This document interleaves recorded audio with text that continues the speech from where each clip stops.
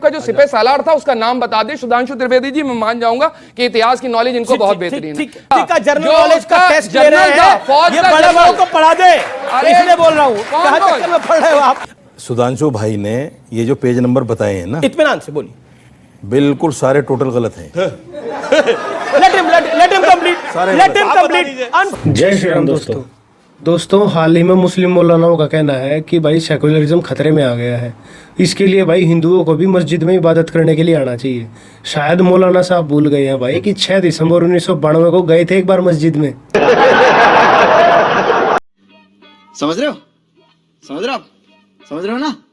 ताज़ा हालात ये हैं कि ज्ञानवापी में अब भाईचारा कायम करने के लिए जा रहे हैं, तो अब ये कोर्ट के ऑर्डर को भी मना कर रहे हैं। बस हवा निकल गई। आज की डिबेट में सुधांशु त्रिवेदी ने इन मुगलों के गड़े मुर्दे उखाड़कर डिबेट में रख दिए हैं।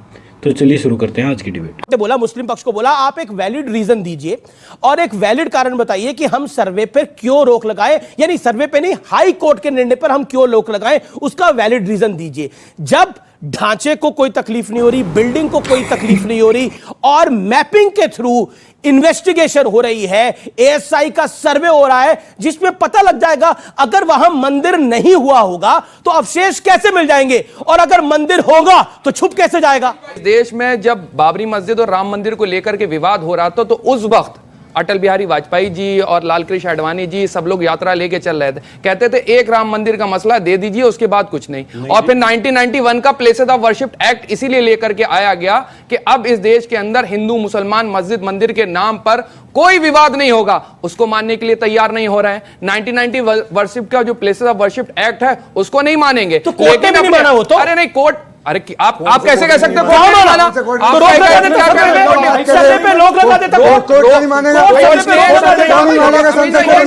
सुन लीजिए, फैक्चुअल है ये, पहला पार्लियामेंट के एक्ट को कोर्ट नहीं मानेगा। सर्वे करवाया, बात कर रहे हो, उसके बाद दूसरा क्योंकि 1993 तक पूजा हो रही थी इस वजह से। नहीं, कोई आधार नहीं है, पूजा हो रही थी, कोई आधार नहीं है, ये कोई आधार नहीं है। वो 1991 का एक्ट है, 1993 तक शिकारपुरी की पूजा हो रही थी इस वजह से।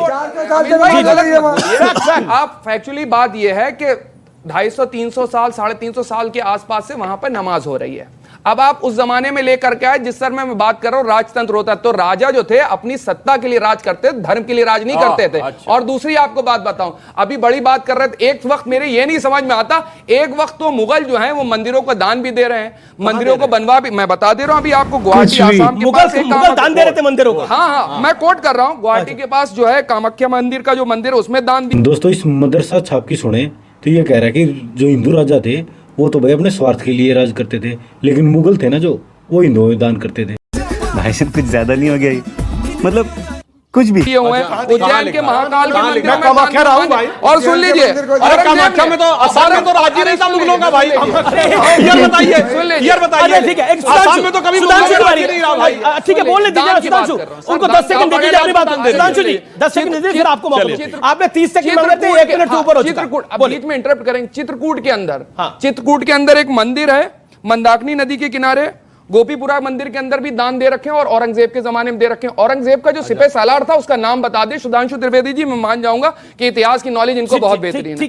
मेन जो उसका चीफ सिपह सालार था, जनरल नॉलेज का टेस्ट ले रहे हैं, ये बड़े लोगों को पढ़ा दे, इसलिए बोल रहा हूँ। कहां चक्कर में पढ़ रहे हो आप? इतना नहीं है, इतना हल्के में लेकर के ठीक है, सुधांशु जी आपने बोला 4 कमांडर, अरे आप औरंगजेब के 4 कमांडर, चीफ कमांडर का नाम बता दे तो ठीक है। आपने अब देखिए, अब आपने सुधांशु जी के मुंह में हाथ डाला, जवाब मिलेगा। नहीं, सुधांशु जी के मुंह में कहां हाथ डाला? बोला था, अब मैंने बता दिया। ये कहे कि पेज नंबर बताइए, पेज नंबर और कमांडर दोनों बता रहा हूं। उसके 2 कमांडर को 6 अप्रैल 1669 मोहम्मद साची और मुसद्दत खान, इन दोनों को कहा गया डिमोलिश होना है। जो लिखा हुआ मसीरे आलमगीरी, ट्रांसलेशन बाय जदुनाथ सरकार, पेज नंबर 81।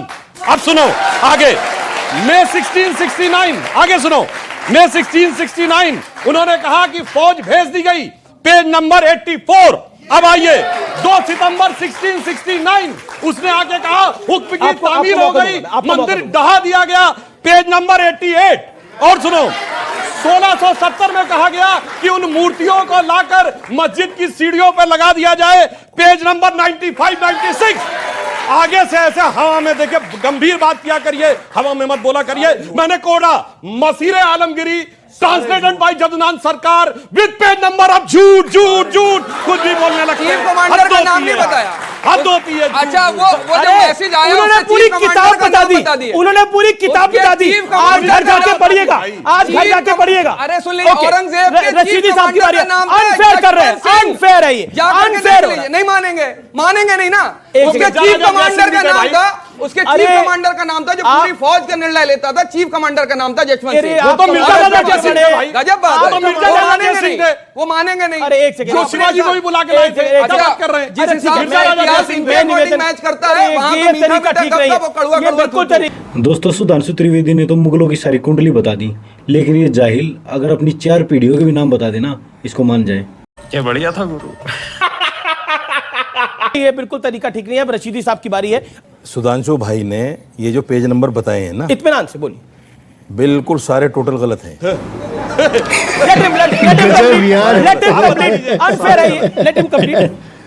प्रूव इट, आप प्रूव करिए, मैं मौका दे रहा हूं आपको। अब झूठ का कोई प्रूफ होता है? चलिए, आप कह दीजिए मसीर आलमगिरी में नहीं लिखा है। आप लिखिए कि मैं हलफनामा इनके कोर्ट में झूठ देने को का- अरे तैयार हूं। सबूत तो देंगे महाराज, झूठ का सबूत proof तो देंगे झूठे के कोई। पास नहीं होता, मेरे पास क्या होगा? झूठ मतलब आप कह रहे हैं किताब भी नहीं लिखी गई वो। नहीं, किताब नहीं, ये जो बता अरे रहे हैं ना, साहब 81, इसीलिए तो नहीं सर्वे होने दे रहे हैं, क्योंकि 95, झूठ का ये प्रूफ सब नहीं गलत होता है, सच का प्रूफ होता है, इसीलिए अच्छा सर्वे नहीं होने दे रहे। अच्छा, ये बताइए, अच्छा सुप्रीम कोर्ट ने भी मुस्लिम पक्ष की याचिका को खारिज कर दिया, सर्वे होगा। सुप्रीम कोर्ट ने भी खारिज कर दिया। तो सर्वे से दिक्कत क्या है, सर्वे क्यों नहीं होना चाहिए, इसका आप कन्विंसिंग जवाब दीजिए। Give a convincing answer. हमें दिक्कत नहीं है।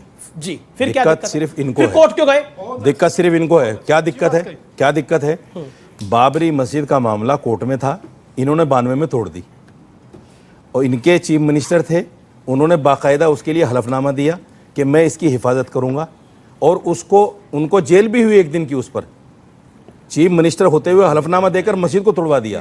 इनको तो आदत है मस्जिदें तोड़ने की, इसको भी तोड़ने कार्रवाई में क्यों फंसे हुए हैं? दोस्तों एक मस्जिद की या ज्ञानवापी की बात नहीं है, जितने भी अवैध कब्जे हैं ना सारे छूटेंगे, क्योंकि अब योगी और मोदी की सरकार है। तो भाई ऐसी ही वीडियो देखने के लिए चैनल को सब्सक्राइब करें, वीडियो को लाइक करें। जय